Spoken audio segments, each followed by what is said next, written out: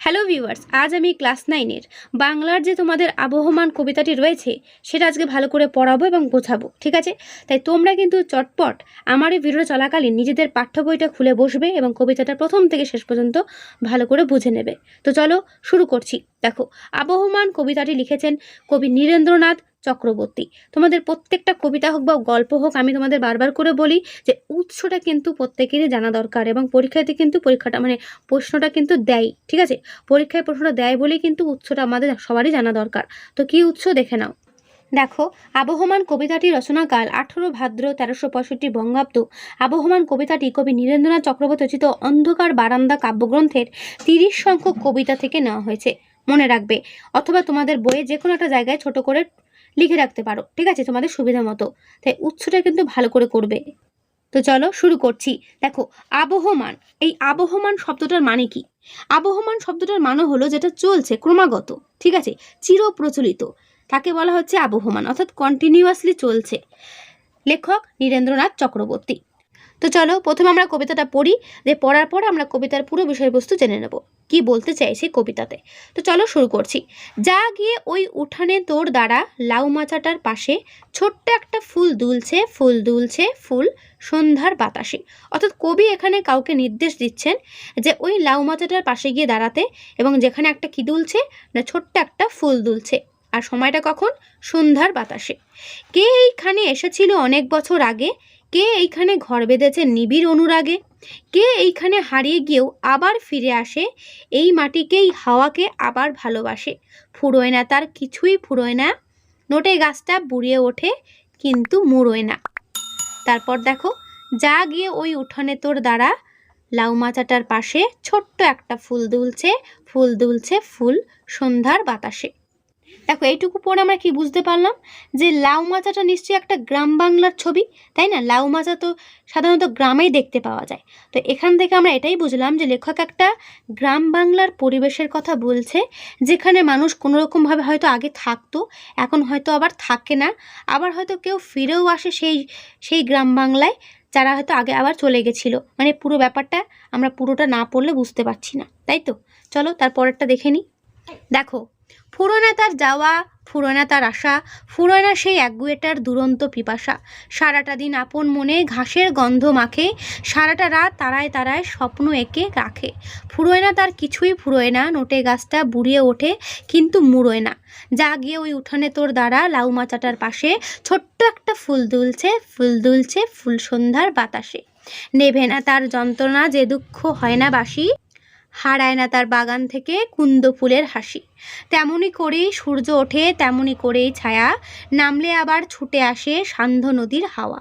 ফুরোয় না তার কিছুই, ফুরোয় না, নোটে গাছটা বুড়িয়ে ওঠে কিন্তু মুড়োয় না। আবার কি বলছে? যা গিয়ে ওই উঠানে তোর দ্বারা লাউ মাচাটার পাশে এখনো সেই ফুল দুলছে, ফুল দুলছে, ফুল সন্ধ্যার বাতাসে। তো এই হলো কবিতাটা। তো এই কবিতার মধ্যে কবি কি বলতে চাইছেন আমাদের, সেটাই হচ্ছে মূল বিষয়বস্তু, তাই না? কারণ পরীক্ষাতে কিন্তু এরকম কবিতা তোমাদের লিখতে দেবে না যে আবহমান কবিতাটা প্রথম থেকে শেষ পর্যন্ত বা পুরো কবিতাটা লেখো, এরকম কিন্তু দেবে না। দেবে অন্তর্নিহিত অর্থের পুরো প্রশ্নগুলো, আর সেই প্রশ্নের উত্তর দেওয়ার জন্য আমাদের পুরো মানেটা বুঝতে হবে। তো দেখো, এই আবহমান কবিতাতে লেখক নীরেন্দ্রনাথ চক্রবর্তী একটা কথাই বোঝাতে চেয়েছেন যে সহজ কথায় যুগ যুগ ধরে একইভাবে চলে আসা যে কোনো কিছুকেই এই আবহমান কবিতায় আবহমান বলা হয়েছে। বোঝা গেল? মানে যে জিনিসগুলো যুগ যুগ ধরে চলে আসছে সেগুলোকে তিনি এই কবিতায় আবহমান বলেছেন। কীরকম না, আবহমান কবিতায় কবি গ্রাম বাংলার মানুষের দুঃখ কষ্টে ভরা প্রকৃতির ছায়ায় লালিত জীবনের চিরন্তন ছবিকে নিপুণ করে তুলতে চেয়েছেন, বা তুলে এঁকেছেন আর কি। বোঝা গেল? তারপর দেখো, সুদূর অতীতে মানুষ সুজলা সুফলা শস্য শ্যামলা বাংলাকে ভালোবেসে এখানেই বসতি বানিয়েছিল। এখানে বলতে কোথায় না, সেই গ্রামে। আবহমান কবিতায় লাউ মাচার যে প্রতীকের মধ্যে দিয়ে সেই সহজ সুন্দর যে গ্রাম জীবন, তাকেই তিনি এখানে তুলে ধরেছেন। বোঝা গেল? প্রথমেই লাইনে যেটা বলা আছে যে সেই লাউ মাচাটার পাশে গিয়ে দাঁড়াতে বলছে, তো লাউ মাচাটা বলতে সেই গ্রাম বাংলার কথাই বলছে, ঠিক আছে? কবি এই লাউমাচার পাশে গিয়ে দাঁড়াতে বলেছেন কারণ সেখান থেকেই নাগরিক জীবনে ক্লান্ত মানুষ খুঁজে পেতে পারে শান্তির নিঃশ্বাস।